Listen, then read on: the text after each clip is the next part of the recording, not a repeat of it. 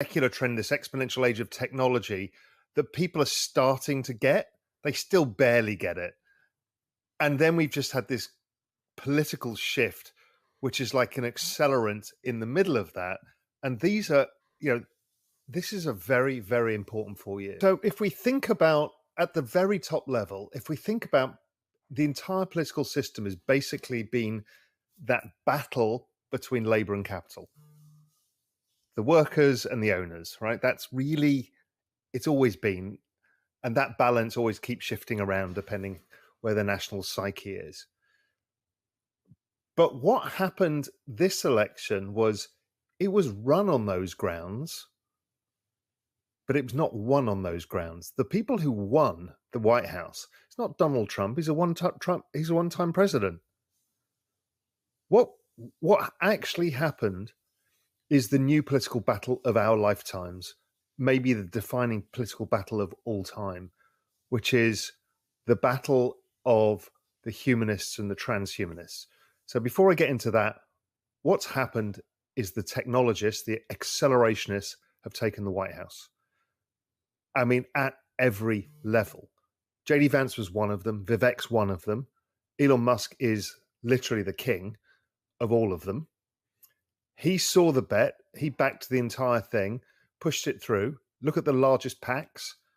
It's the super PAC formed by Brian Armstrong and A16Z. That was the crypto PAC. The whole battle here is all about the one of technology. So what we will find is they've redefined the entire political landscape forever, probably, away from capital and labor to this new thing of who wants the technology and who doesn't. Now, the issue is here is in the future, there will be no labor. So it can't be a battle between capital and labor because the labor is the AI and the robots. The battle is going to be how fast we want to accept this technological change. But if you realize how fast this is all happening, how fast AI is developing, we will be at AGI by the time the presidency changes. We will have gone to Mars by the time the presidency changes. We will have one man owning the largest private communications network in the world by the time this finishes. We will have crypto adopted in the financial system. So this is why the super PAC has raised another 110 billion for the midterms. This is their one shot at a free run of completely changing the course of history. So it's not about politics. It's not about woke versus this and all the things we think it is. This is going to be the fastest pace of change in a 4-year period I think humanity's ever lived through. And nobody's ready for it. I would love to just hear, obviously you could say, these are folks that are just trying to, make more money. And sure, that's partially, we live in a capitalist system and makes sense to have profit incentives, but I feel like there might be a bigger game at play here, don't you think? And I'm curious, like, what do you think it is, especially with respect to what you talk about in terms of macro, in terms of, global over-indebtedness, demographic declines, and those ideas? Yeah. So before we get into that, Mm-hmm. anybody, and I'm sure pretty much everybody who watches your show has read the book, The Fourth Turning. Mm-hmm. Yes. Right. Go and reread the last 2 chapters again and tell me this is not the grey-haired guy, the last person before everything changes.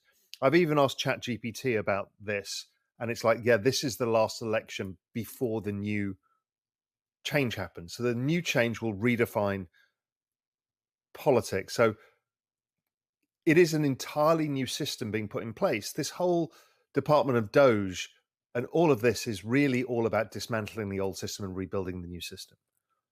And we don't fully know what it looks like, and nobody does. What is the role of the IMF, the World Bank, the United Nations, all of this? We have no idea. So that's really what's happening. But on an economic level, it's also vital because what we've got, and I've produced a chart many times, which is the chart of the labor force participation rate, and inverted is debt to GDP. This is the most important chart of macro, and nobody's ever reproduced it or shown it. It's so fucking obvious. is as the population ages, comes out of the labor force, you have to offset it by debt. If not, growth goes down, because the magic formula of GDP is population growth plus productivity growth plus debt growth. So the debt growth is just offsetting the population decline and the lack of productivity of old people. But this keeps going on and on and on, and the way of paying for it has been what I refer to in the Everything Code as the debasement of currency. It's the general use of excess liquidity to service interest payments on debts and keep rolling the old debts that creates this 4-year cycle. I think we even talked about last time. So that big picture, there's no way out of that trap. There's no way you can have austerity enough to stop that. I mean, it's impossible. The US government is over 100% of GDP in debt. So there is just no way. And the world is, what, 400% of GDP in debt. I mean, it's just like, this is la la land numbers because we've got this aging population everywhere. So the only way out of it is to grow your way out. So if you hear about Scott Bessent coming in, what he's saying is, listen, what I want to try and do is increase growth because that's the only thing we've got. Problem is, it's too difficult to try and have growth long enough in an aging population, above 3% or so, or nominal growth. So that's plus inflation at 5 or 6% to erode this stuff away. It takes decades. So yes, it buys you a bit of time. The reality is we replace humans with AI and robots, and then we can have infinite humans. And I think that starts happening within 2030, where the multiplier, as opposed to seeing shrinking humans and countries then trying to get an advantage by importing people, and then it gets thrown out of the political process, this whole strain, what we're going to do is we're going to import robots or grow robots and AI. And at first we won't notice it. Like Amazon, I think now employs more robots than humans. You don't notice these things, but they happen. And they get faster and faster and faster.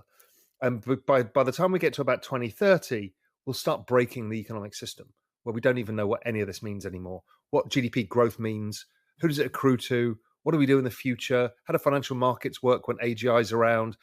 All of these mega things are all happening. But what we've just done is secured a government that's going to make that happen, whether we like it or not. Yeah. So, and there's a lot of good things about it and a lot of bad things about it, but we're going to have to go through this, and we're going to split people into those who do not want this to happen, whether it's protecting jobs or old ways of life or just understanding the world around us or not having this God character called AGI. There's many, many things, religion, all of this is going to get wrapped up in this. And the other side are the others who I already wear an Apple Watch, sleep in an 8-sleep bed, and I do this, and fuck it, I want to merge with the machines. I could live forever. This is where we're going, and this is the battle of humanity.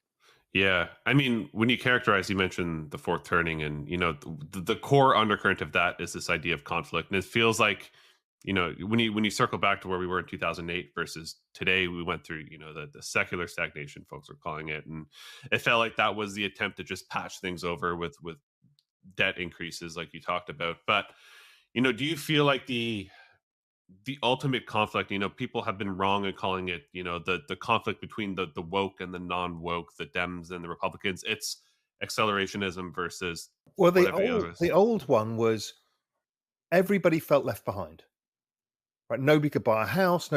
Everybody felt let down by the economic system. That was Occupy Wall Street. That was, the Indignados in Spain, when 4 million people marched on the streets of Madrid. It's all the same thing. And the politics has been split between, in the US, the middle Americans and the coastal Americans, both feeling pissed off and left behind and blaming each other. And the parties have fed that.